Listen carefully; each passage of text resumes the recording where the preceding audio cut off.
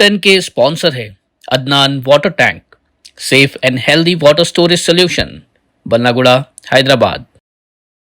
अस्सलाम वालेकुम नाज़रीन, मैं हूं आसिम खान और आप देख रहे हैं BBN चैनल। आइए देखते हैं आज की टॉप 10 न्यूज़। इजराइल और ईरान के दरमियान जंग आज 8वें दिन में दाखिल हो गई है। इजराइल डिफेंस फोर्सेस ने तेहरान में ईरानियन न्यूक्लियर रिसर्च के मरकजी इदारे SPND पर सीधा हवाई हमला किया।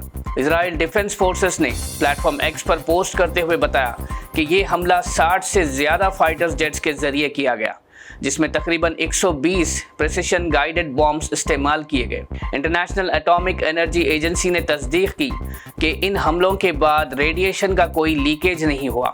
फैसिलिटीज़ या तो बंद थी या पहले से खाली थी। ईरान ने भी जवाब में पहली बार इजराइल पर ऐसे मिसाइल्स फायर किए जिनमें क्लस्टर बॉम्ब्स लगे हुए थे। ये बॉम्ब्स हवा में फटकर छोटे छोटे बॉम्ब्स ज़मीन पर गिरा देते हैं। ये क्लस्टर बॉम्ब्स लोगों के लिए ख़तरनाक होते हैं और दुनिया के कई ममालिक ने इन पर पाबंदी लगा रखी है, लेकिन ना तो ईरान ने और ना ही इजराइल ने इस पर बैन कबूल किया है। यूनाइटेड नेशंस ने दोनों मुल्कों से जंग रोकने की अपील की है। इजराइल और ईरान की जंगी सूरत हाल के दौरान अमेरिकी सदर डोनाल्ड ट्रंप ने बयान दिया है कि वो अगले 2 हफ्तों में फैसला करेंगे कि अमेरिका ईरान पर मिलिट्री स्ट्राइक करेगा या डिप्लोमेटिक रास्ता इख्तियार करेगा।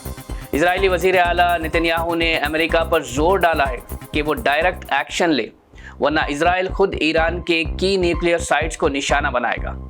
ट्रंप का ये 2 वीक विंडो अब एक ग्लोबल काउंटडाउन बन चुका है। ये या तो डायलॉग का दरवाज़ा खोलेगा या फिर एक और फुल स्केल वॉर में तब्दील होगा।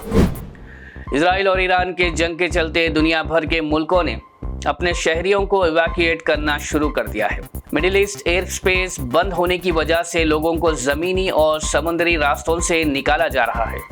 चाइना ने ईरान और इजराइल से कई शहरियों को बसेस के जरिए नेबरिंग मुल्कों तक इवैक्यूएट किया है। इसके चलते बॉर्डर्स पर काफ़ी रश देखा गया। भारत ने भी ऑपरेशन सिंधु लॉन्च करते हुए ईरान से 110 स्टूडेंट्स को सेफली दिल्ली पहुंचाया है। रशिया ने वार्न किया है कि अगर ईरान के सुप्रीम लीडर आयतुल्लाह खामनेई को मारने की कोशिश की गई तो पूरी दुनिया एक नए और ख़तरनाक तनाज़े की तरफ चली जाएगी। क्रेमलिन के स्पोक्सपर्सन डिमिट्री पेस्कोव ने कहा कि ऐसा कदम पैंडोरास बॉक्स खोल देगा, यानी जहां से नफरत, जंग और एक्सट्रीमिज्म फैलने लगेगा। उन्होंने कहा कि रशिया किसी भी कंट्री का लीडर मानने के सख्त खिलाफ है। रशिया ने यह भी बताया कि वो ईरान के साथ खड़ा है और हर मसले का हल सिर्फ डिप्लोमेसी और बातचीत के जरिए चाहिए। अहमदाबाद में होने वाले एयर इंडिया क्रैश के बाद रिकवरी और आइडेंटिफिकेशन का अमल तेजी से जारी है। अथॉरिटीज़ ने अब तक 220 विक्टिम्स की पहचान कर ली है, जिसमें से 202 लाशें उनके खानदानों को हवाले की जा चुकी हैं। आइडेंटिफाई होने वालों में 160 भारतीय शहरी, 34 ब्रिटिश, 7 पोर्टुगीज और 1 कैनेडियन शामिल हैं।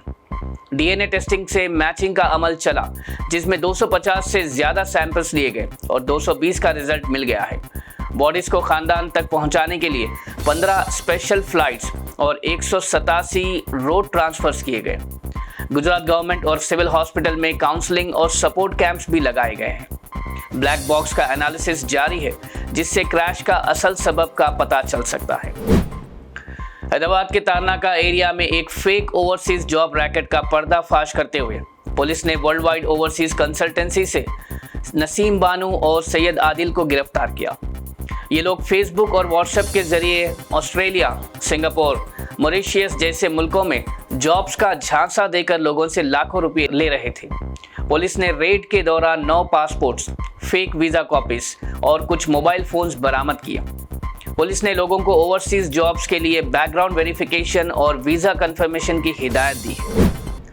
आंध्र प्रदेश के वज़ीर आला चंद्रबाबू नायडू ने बंकाचरला प्रोजेक्ट पर तेलंगाना की फिक्र दूर करते हुए वाज़ेह किया कि इस पानी प्रोजेक्ट से ना तेलंगाना का हक छीनता जा रहा है और ना ही आंध्रा का।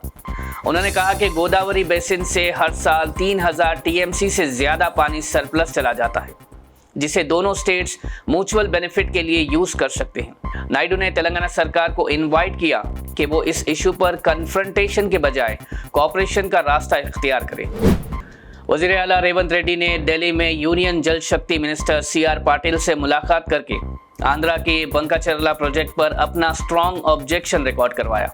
सीआर पाटिल ने अश्योरेंस दिया कि दोनों तेलुगु सीएम्स की जल्द बैठक होगी जिसमें दोनों तरफ के कंसर्न्स को हल किया जाएगा। हैदराबाद के धरना चौक पर आज बेरोजगार नौजवानों ने जोरदार एहतजाज किया, जहां 2 लाख सरकारी नौकरियों के नोटिफिकेशंस फौरी जारी करने का मुतालबा उठाया गया। मुजाहिरीन ने याद दिलाया कि कांग्रेस ने इलेक्शन से पहले 1 साल में 2 लाख नौकरियां देने का वादा किया था, लेकिन 18 महीने गुजर गए, अब तक कोई बड़ी नोटिफिकेशन नहीं आई। इस एहतजाज में GO 46 को कैंसिल करने का भी मुतालबा किया गया। नौजवानों का कहना है कि रोजगार के सपनों के साथ मजीद खिलवाड़ बर्दाश्त नहीं किया जाएगा। नाज़रीन, ये थी आज की टॉप 10 न्यूज़। देखते रहिए BBN चैनल। मुझे दीजिए इजाजत। अल्लाह हाफिज। Adnan Water Tank presents Adnan Auto Clean Water Tanks for the first time in India. ये self cleaning water tanks हैं जिनको लगाने से आपका पानी बैक्टीरिया और जर्म्स से महफूज रहता है और आपके घर में बीमारियों का डर कम हो जाता है। फोम लेयर का इस्तेमाल करके 4 लेयर्स में इन टैंक्स को बनाया गया है। तो आप भी अपने घरों से साधारण वाटर टैंक्स को हटाइए और घर ले आए Adnan auto clean water tanks. Adnan water tanks, safe and healthy water storage solution, Bangalaguda, Hyderabad.